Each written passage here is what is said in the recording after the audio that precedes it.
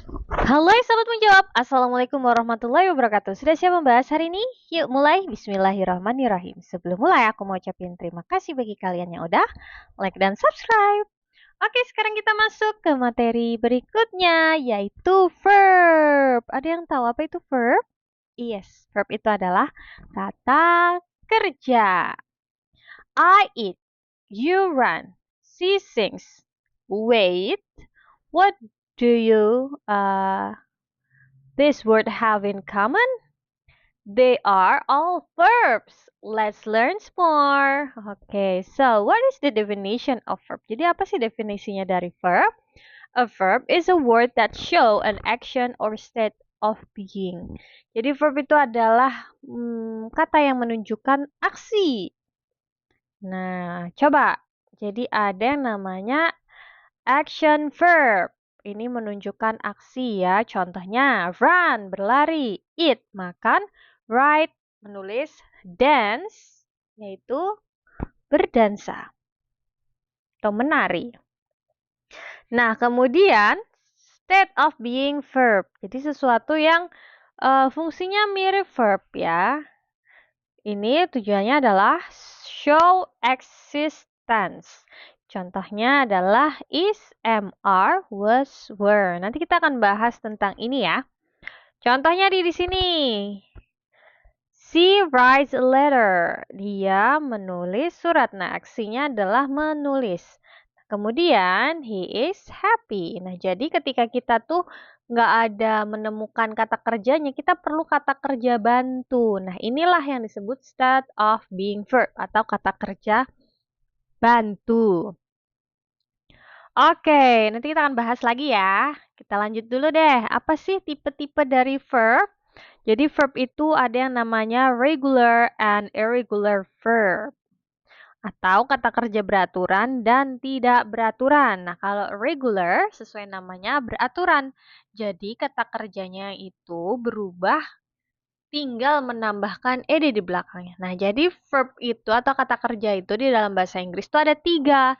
Yang pertama adalah verb 1, kemudian verb 2, dan verb 3. Nah, kalau verb 1 biasanya digunakan untuk simple present ya. Nah, kalau verb 2 itu adalah bentuk lampau atau past tense. Dan yang ketiga itu biasanya digunakan perfect. Nah, kalau regular verb perubahannya itu ya udah tinggal tambahan ed di belakangnya. Contohnya ada play, jadi played. Ada ed-nya di belakang ya. Terus walk, jadi walked. Nah, kalau irregular verb, itu perubahannya tuh kita nggak tahu ya arahnya kemana. Nah, gimana cara taunya? Dihafalin. Tapi kalau kalian udah terbiasa, gampang kok. Contohnya di sini go. Go itu berubah menjadi when. Nah, kalau eat, makan ya, jadi ate. Contoh. Yesterday, I played football, but she went to the park. Kemarin aku bermain bola, tapi dia pergi ke taman. Nah, jadi ini adalah bentuk lampau. Nah, kemudian tadi helping verb atau kata kerja bantu. Nah, ini biasanya membantu ketika kita kesulitan menemukan kata kerja gitu ya. Jadi dibantu deh. Apa aja nih? Yaitu is, am, are, was, were, do, does, has, have. Contohnya di sini. She is studying now. Dia sedang belajar sekarang. Terus ada namanya modal verb, used for ability, permission, or possibility. Nah, jadi ini digunakan ketika kita ingin menjelaskan misalnya tentang kemampuan, permisi, izin gitu ya, atau kemungkinan. Nah, contoh, I can swim. Saya bisa berenang. Nah, jadi ini adalah ability atau kemampuan. Nah, biasanya yang salah nih apa nih?